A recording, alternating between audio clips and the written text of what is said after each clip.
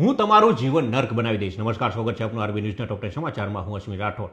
Donald ટ્રમ્પે ઈરાને કહ્યું, હોર્મુઝ straight ખોલો નહીતર હું તમારું જીવન નર્ક બનાવી દઈશ. ઈરાનમાં ઇન્ટરનેટ શટડાઉન 37મા દિવસમાં પહોંચ્યું.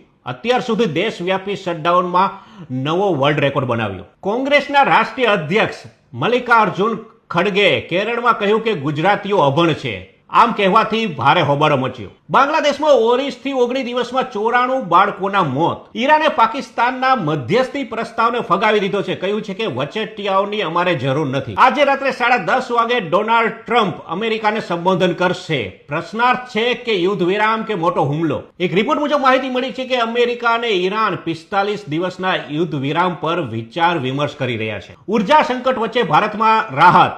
એક જ દિવસમાં 51 લાખ જેટલા સિલિન્ડરોની ડિલિવરી થઈ. છત્તીસગઢ હાઈકોર્ટે 2003ના જગ્ગી હત્યા કેસમાં છત્તીસગઢના ભૂતપૂર્વ મુખ્યમંત્રી અજીત જોગીના પુત્ર અમિત જોગીને ફટકારી આજીવન કેદની સજા. દિલ્હીમાં 300 કરોડના સાયબર છેતરપિંડીનો પર્દાફાશ થયો છે, જેમાં એક માસ્ટરમાઇન્ડની ધરપકડ કરવામાં આવી છે. તો આ તાજના ટોપ 10 ન્યૂઝ અને હું હતો આપની સાથે અશ્વિન રાઠોડ. જય હિન્દ, જય ભારત.